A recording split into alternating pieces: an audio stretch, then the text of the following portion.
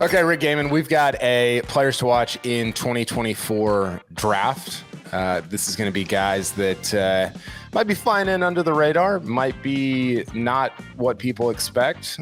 So I'm going to let you go first. We've been switching off here. You're going to get to go first on this one to draft your players to watch in golf for 2024.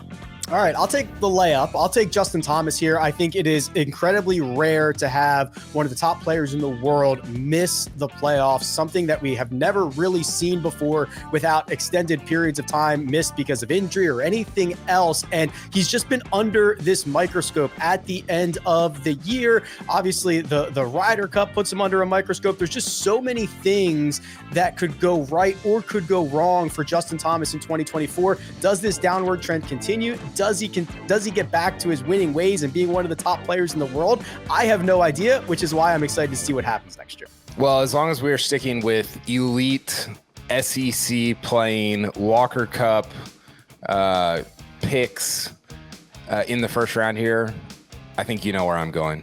Number one amateur in the world, Gordon Sargent, returning to Vanderbilt for this season. It's going to be really interesting, Rick, to see just the progression of his season. You know, what all takes place. When does he turn pro? He's coming off a 4-0-0 record at the Walker Cup.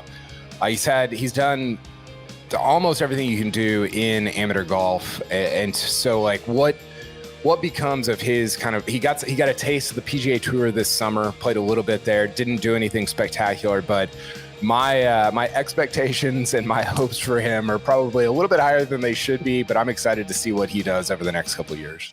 Yeah, we've seen guys make an impact immediately after turning pro. We'll see if Gordon Sargent can do the same. Okay, I'm going to go with Will Zalatoris. Remember him? Yeah, it's been a while. Missed a lot of 2023 because of the back injury. Ended up having to have surgery. And remember, when he's at his peak powers, he is contending at major championships. And he's kind of proven to be this low-key big game hunter. He likes the big stage. He likes the bright lights. And this game is already super deep, KP. If we can inject another top talent into it like Will Zalatoris, I'm stoked. So I'm hoping he gets back healthy and starts contending quickly. Yeah, I'm excited about that as well. Yeah, I think we kind of all penciled him in for the Ryder Cup in 2023, and then he ended up obviously being hurt and not being on the team. So that was a bummer and a disappointment for the U.S. side. I am going to go with somebody who is on the Ryder Cup team this year, and this is a little bit of an unconventional pick because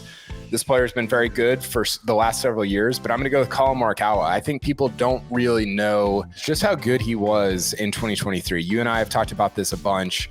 He was a really, really good ball striker, and he got nothing out of it. If you look at the last 9 to 12 months, it's kind of Scotty Scheffler, Rory, Rahm, and Morikawa in terms of just pure ball striking. Now, all those other guys have won a lot more than Collin Morikawa, so I think he's kind of due for a little bit of, I don't know if you want to call it a bounce back, but in terms of wins, I think there's some luck is going to bounce back his way, and I think he's going to win a handful of times in 2024.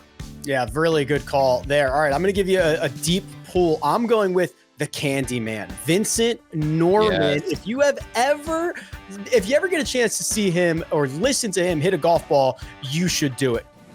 It comes off his club with a different sound. He's an absolute masher, and he's starting to find his footing. He quietly wins the Barbasol in 2023. Then he tacks on the Irish Open in a much better field. His calendar is going to turn, and he's starting to kind of figure out what this professional game is. And I think, KP, he is built like a modern winner on the PGA Tour. I think it could be very scary and very dangerous for everybody next year. Yeah, no relation to Michael Olowokandi. Why is he called the Candy Man, Rick?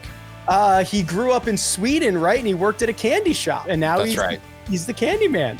he's the new Candy Man. He loves the sweets. After Pacific's finest, Michael Olowokandi. I'm going to go with somebody who was present for a recent, or not so recent, but a win at the Country Club, your favorite golf course, one of your favorite golf courses. But it's not Matt Fitzpatrick. It's actually his brother, Alex Fitzpatrick. I know he was at the U.S. Open in 2022, and Matt Fitzpatrick, his brother, won. But I believe he was also caddying or kind of around Matt whenever he won the U.S. Amateur several years ago. So I think Alex Fitzpatrick has had a really good year on the Challenge Tour. He's kind of flown under the radar, which is strange to think about because he's already kind of a high profile guy because of who his brother is and because his brother won the US Open.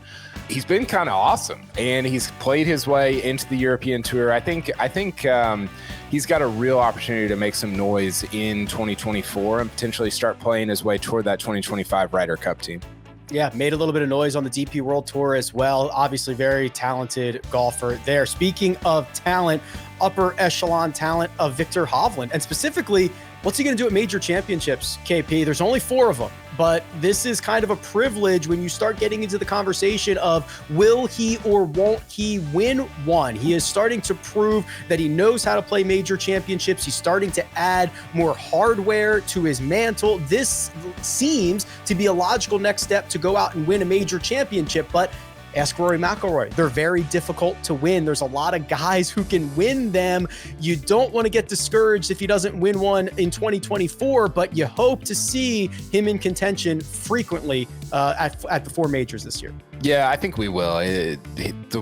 The way he played in 2023, I've said this to you a million times, changed my mind about him. He changed my mind about himself more than anybody else in golf in 2023. So I'm excited to see what he can do at the majors. I'm going to go straight European Ryder Cup team for my last 2 here, unless you steal one of them. But first one up is Ludvig Aberg, not the 12th pick, I don't think, on the European team. I think he was more like the 10th or 11th pick on that squad. And he was obviously awesome in college. Him and Gordon Sargent have actually split the number 1 ranking in the world in terms of the amateur ranks for the last, I believe they're up to 44 weeks in a row now. One of them has been number 1 in the world. So he came out on tour. He's an elite driver.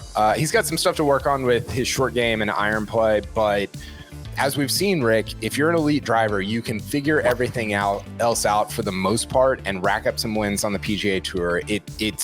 The game is catered to your strengths if you're a great driver, and Ludvig Aberg is certainly a great driver. I think the Ryder Cup in 2023 is only going to help him as a professional, and I'm excited to see what he can do in 2024.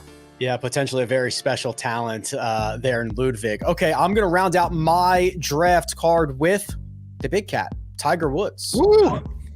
What's he going to do? Are we going to see him at the Masters? Are we going to see him at any major championship? Or are we just going to see him in a simulator, in TGL? I guess one way or another, we'll see Tiger on our television screens, but in what capacity? Even in his current state, which has not generally been much contention over the last couple of years, he still must-watch television. When he tees it up, everybody tunes in. So I have little idea what to expect. I don't know the state of the body, the state of the game, and if it's just him driving balls into a simulator screen, I'll be there to watch it. Yeah, it is crazy that we will see him almost certainly. We saw him today. We saw him this week at some tournament he was kind of goofing around with Ricky Fowler at. So that will be certainly fascinating. I'm going to go with somebody else we're going to see at TGL. And this is pretty specific. Kind of like your Viktor Hovland pick. I'm going to go with Rory McIlroy at the major championships specifically. Rory has actually had statistically, and this surprised me to find this out, Rick, he's had the 2 best statistical years of his entire career in 2022 and 2023. So essentially since the 2021 Ryder Cup. His expected win rate at the majors was really high over the last 2 years. He didn't win any of those, but he actually gave himself a better chance in 2022 and 2023 to win a major than in like the 8 years before that. Kind of quietly, he didn't have any like really good chances to win majors in those previous 7-8 years. He has in the last 2. I think major number 5 is coming, and I'm excited to see if maybe he can get it at the place where major number 4 happened, which was at Valhalla. I'm sure I've said it before, but this is the year, Rory McIlroy. That's another one.